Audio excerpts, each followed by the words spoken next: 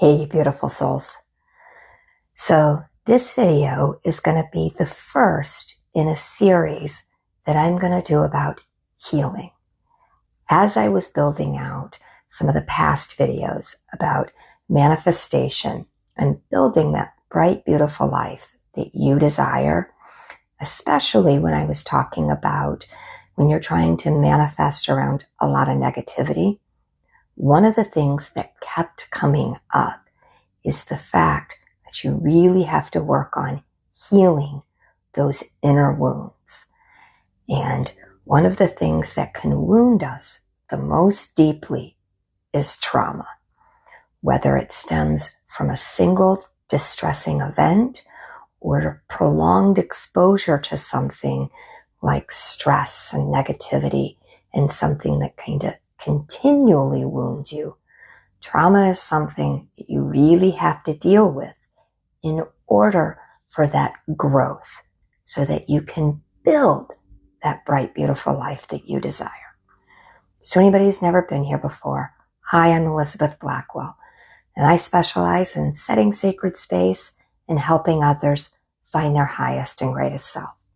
So let's get into this conversation about trauma, how it affects us, and how you can work on healing it.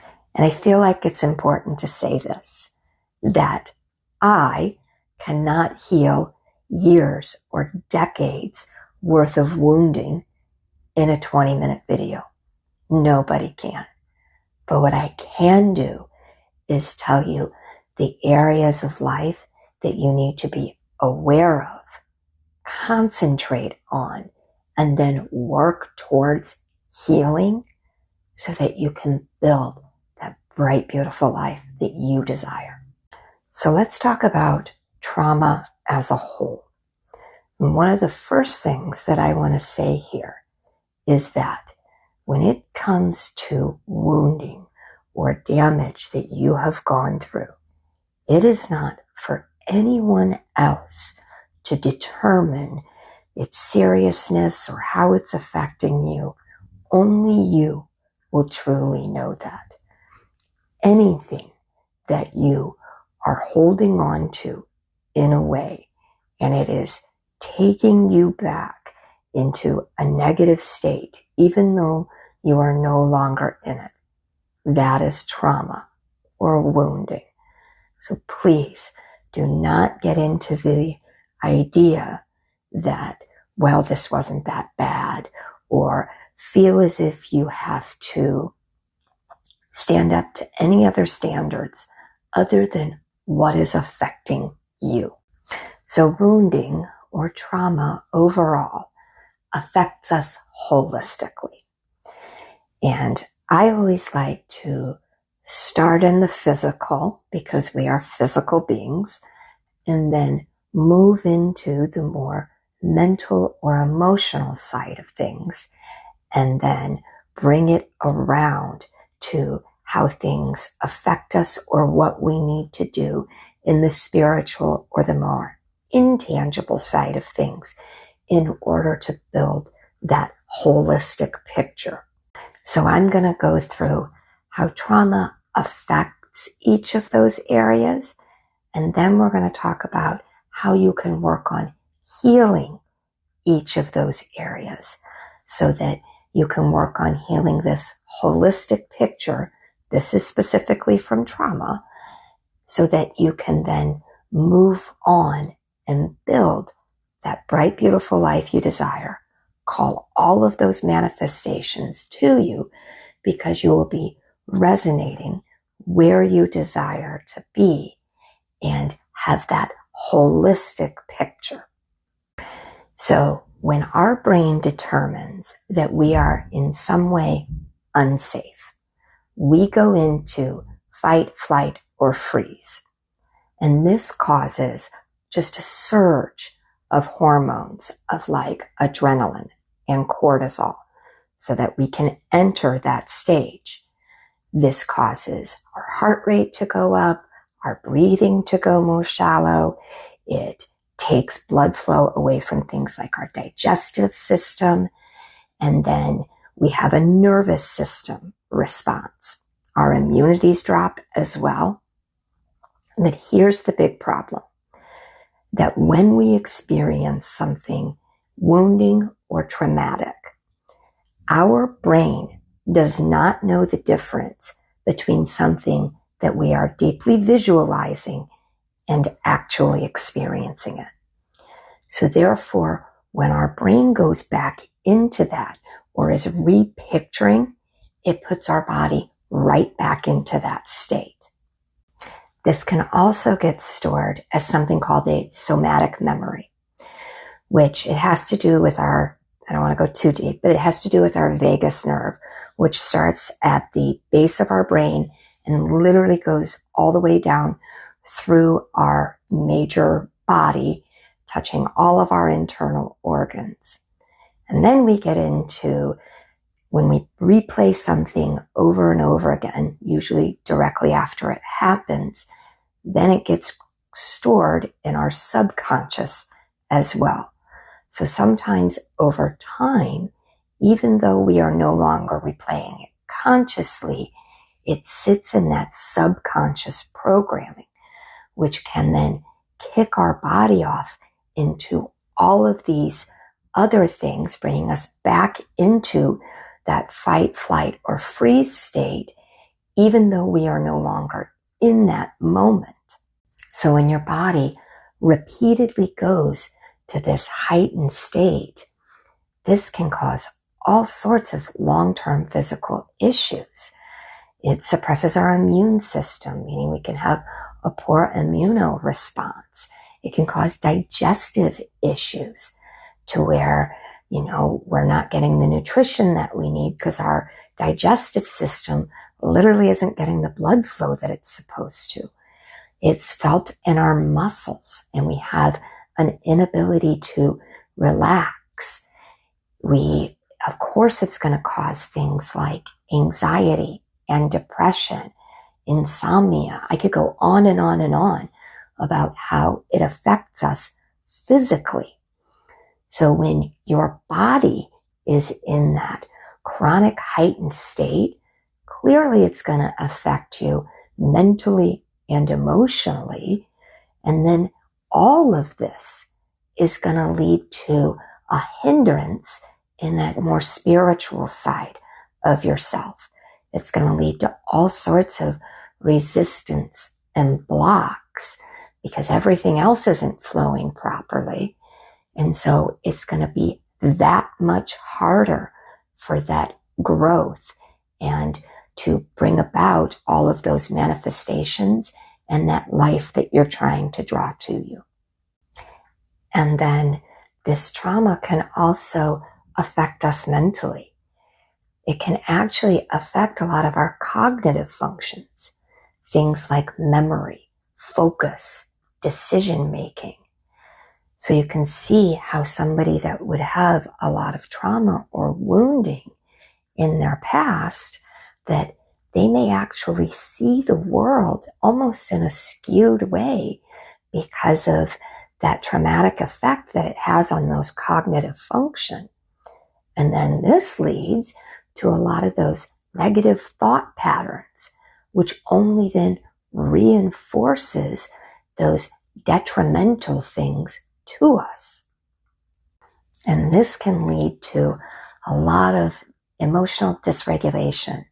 This is where you get those sometimes very sudden and unpredictable waves of emotion, because when it's being stored somatically and subconsciously within us, something may trigger you that you're not even aware of. That's where you're like, where is this coming from? When you get those then kind of unpredictable emotions that seem to pop up. And then let's briefly talk about emotional numbing. So then we don't want to deal with those emotions. So we suppress them and push them down. Sometimes people can use substances for emotional numbing, or they just dissociate so that they do not have to feel it. And then therefore, this can lead to all sorts of issues, continued emotionally, but clearly within our connection to others and within the world around us. So let's very briefly touch upon the spiritual impact of this. And then we're going to get into how we can work to heal this trauma and wounding. When it comes to the more spiritual side to it, I've really noticed it in two main areas. The first one is that this wounding can lead us to really disconnect from ourselves. We're so busy just trying to cope that we lose that connection with who we really are and what's really important to us. Therefore, it can become very difficult to manifest that life that you desire because you're so busy over here just trying to cope. And then the second way that it can really erode us spiritually is we lose that faith and trust in the universe. It's very easy to go to that place of, how can this be allowed to happen to me? Or whatever road that we go down. And it's very easy to not see the beauty in the world around us. And we lose that gratitude side of things. So now let's go into how we can work on healing our trauma. If you've stuck with me this far, please consider subscribing, because I'm really trying to build a community of individuals who are consciously creating in order to build that bright, beautiful life that they desire. And if this video is serving you, consider hitting that like button as well, because this channel is growing and it helps others to find this content and hopefully help to heal them. So I am going to go through here some ways that I have worked in my own life and helped others deal with this healing in their lives. But please do not underestimate things like cognitive therapy and professionals who are significantly or targeted training in helping with trauma response. I'm going to talk about some other therapies as well, but if you have the availability to those things, utilize them where you can. So one of the first things that I always talk about in this area is you're going to have to feel with it, to deal with it, to heal with it. That's my go-to phrase. But pushing things down or repression is only going to push it deeper into your body and to your subconscious, which will further exacerbate all of those previous things that we've talked about, as well as causing further resistance and blockages when it comes to building whatever it is that you're trying to draw to you. So you're going to have to go there. You're going to have to be aware of what has wounded you so that you can bring it up in order to release it. So let's talk about the body first, because this is a cycle. We have whatever this wounding is, which drains so much of our energy, which causes us to really not want to do much, and then we get stuck and we are not moving our physical bodies and we're not releasing things. So start small, but move your body in ways that is enjoyable to you. Some of my biggest suggestions are things like just basic walking. Go out and walk around the block, taking some deep breaths and just moving your body. It's one of the simplest ways that doesn't have to be intense or really drawn out, but it starts to get you moving. Yoga and stretching are amazing for helping to elongate those muscles and activate parts of you you may not even be aware of that you're holding that energy in. And when we start to move ourselves physically, it helps to release so much mentally, emotionally, and then energetically so that we can get that energy moving and flowing. So start small and then progressively move your body more and more.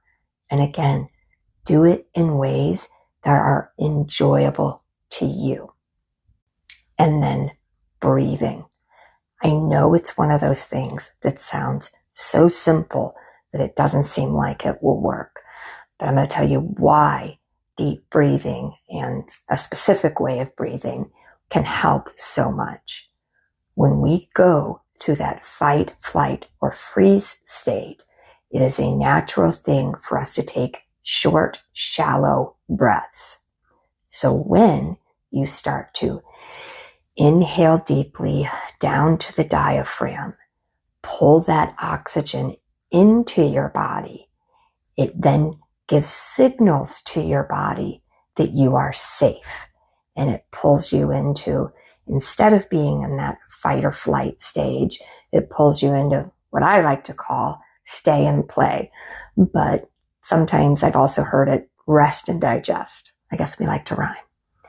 But one of my favorite ways of doing a breathing exercise, because it's so simple, is a box breath. And you can start lower and then work up. So I usually tell people to just start with a count of 5. Inhale for 5, hold for 5, exhale for 5, hold for 5. Making sure you're pulling it down to your diaphragm and getting it all the way into your lungs, really filling up your lungs with that oxygen. There's many, many other breathing techniques and exercises, but that is the simplest one in order to get your body into a calm state.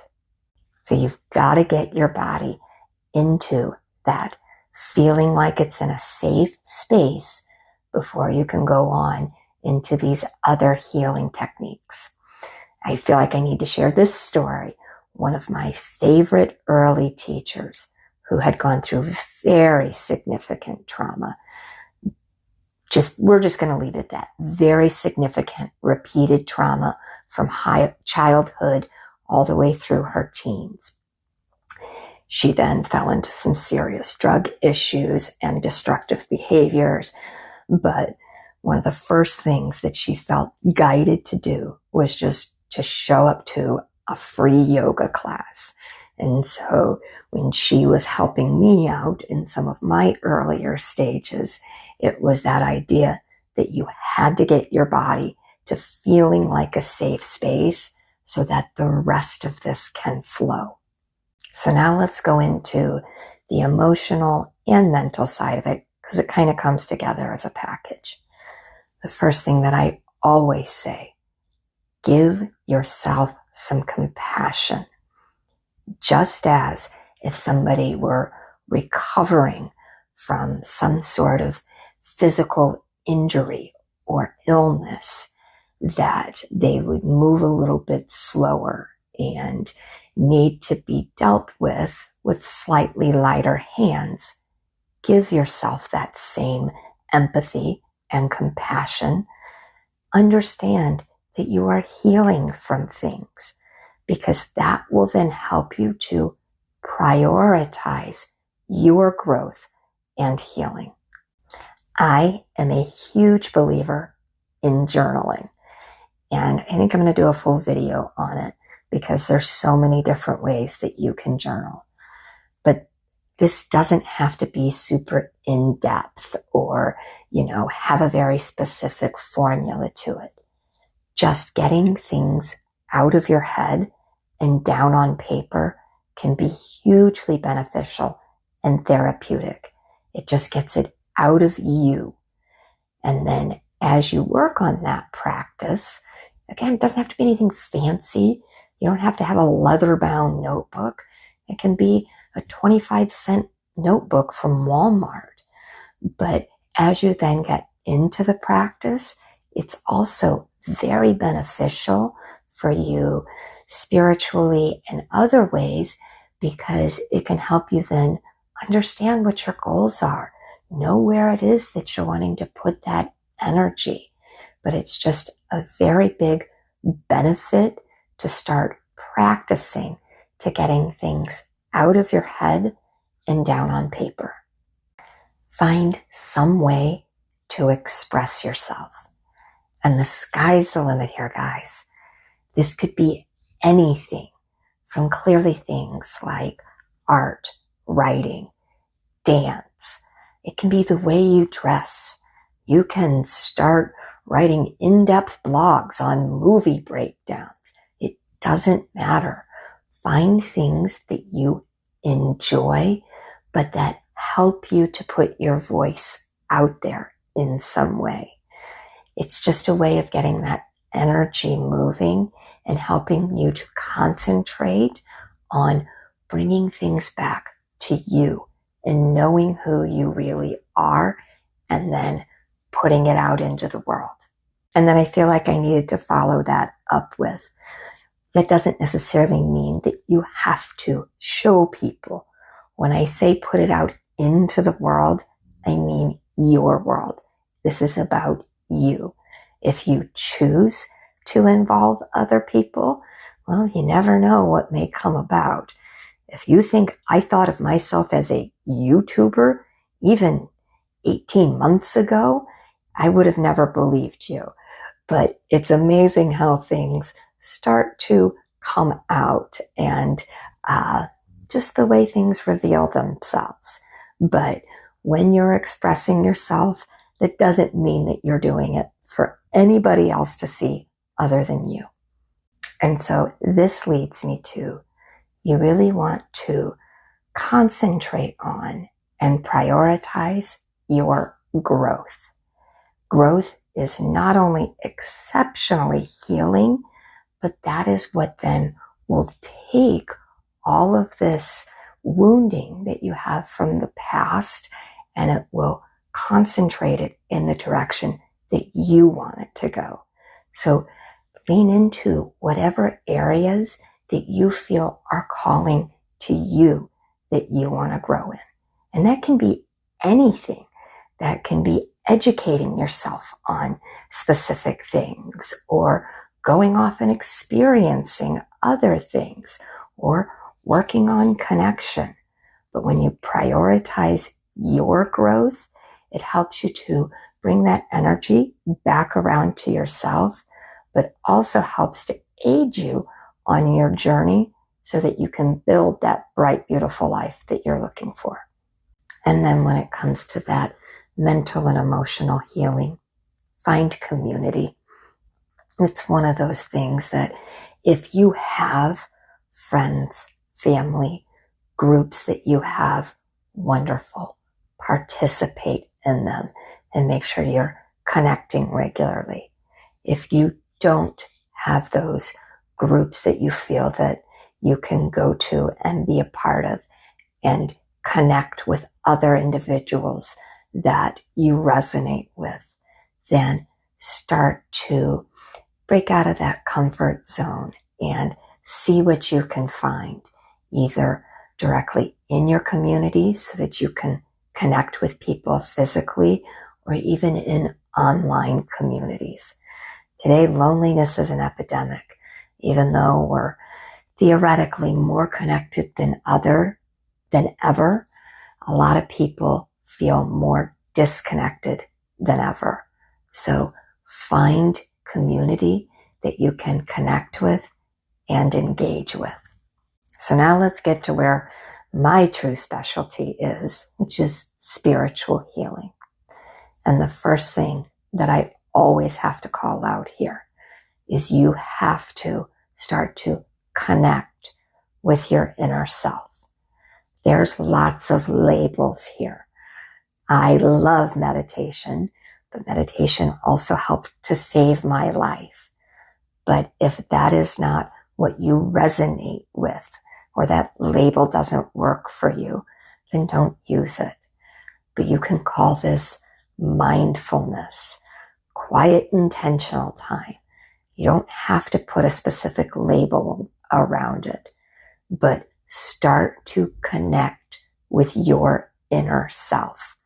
Know who you are. You have to know what you're working on in order to heal it so that you can start to feel through it and let it go. But then it is just as important for you to come back to center and start to work on yourself. Start to know what it is that you're trying to build towards. Know what your values are. Know what your boundaries are so that you can start having those things in place so that you don't feel further injury. But come home to yourself so that you can start working towards the rest of this. Because this leads me towards work on finding your purpose. Why are you here? Is it that you want to experience certain things? Is it that you want to help others or leave some sort of legacy for this world? But when you start to lean towards what gets you excited and what you want to do, why are you here? It gives that big picture and helps to give you some direction to go in. And I have to say here, whatever that trauma is that you experienced, there was a purpose for it because it has helped you to get to where you are so that you can then know what to do going forward. There were points in my life that were so dark that I didn't think that there could possibly be purpose around it. But now I understand the purpose in all of it, because without that pain, without that darkness, it wouldn't have truly allowed me to have the growth that I've had so that I can continue moving forward and helping others to find that bright, beautiful life that they desire. I filmed a video a while back, and I'll link it in a card above, as well as in the description box and at the end of this video. But I talk about how your pain can be your superpower. I give a few moments in my life that were very dark. One was very dark, one was just very painful, and I went dark. But we live in duality. Without those dark moments, we couldn't truly appreciate the light. And without those painful times, we couldn't truly appreciate how wonderful this world is. So sometimes you have to embrace that pain for having its purpose. So then let's talk about some other energetic and spiritual healing. I am very big into doing body scans as well. So when you are going within and think about whatever it is that you're trying to heal, see where you can feel it in your body, because we hold it in all different areas. And this is a very scientifically proven thing, but we can hold memories and pain in different areas of our body. So breathe into it and see if you can feel out where you're holding on to that injury, and then feel around into it. Take some deep breaths and try to release it. This may take some time. This may take some repeated going back to it, but work to see where you can energetically feel that pain in your body. I have to talk about this one because it helped me so significantly, and then I've sent many other people and they've had such significant results with it as well, which is hypnosis. To me, what it did is it helped to very quickly rewire my brain from those more detrimental or negative behaviors, thoughts, and patterns into positive things so that I could find that growth that I needed. I don't personally do hypnosis. I have one person who I have worked with in the past that I can recommend. And then I have several others that I know if you just want to go on an interview process, if that's something that you would like to try out in your life. And then there's the more broad topic of energy healing specifically. There's Reiki, there's polarity, there's energy alchemy, there's all sorts of different practices and practitioners. But I have done that throughout the years, and it just helps to put me in so much more of a grounded and balanced state so that I could then re-energize myself and work on my growth continuously. Again, if you guys want some recommendations, I have quite a few of those. There's one particular woman who's really, really good who I can recommend. But those sorts of therapies can help you so amazingly because you have to really work on a lot of that more physical, mental, emotional side to it. But there's a lot of people that can help balance you energetically. And they can also give you some insights as to what your energy is doing if you're having a little trouble feeling into it for yourself. So if I were to wrap this into kind of one big bow, it would be one, to look at your healing holistically, your body, your mind, and your spirit. And then to prioritize the entirety of that self-care, that healing that you need to do. Because it's not just going to go away on its own. It's going to sit there until you start to work on it. But I'm telling you, it is one of the most amazing journeys when you start to prioritize your healing and start to find what your journey truly is, because it will lead to that bright, beautiful life that you desire. So with that, I will say that I am sending you all so much light and love, and I hope you all stay well, my friends.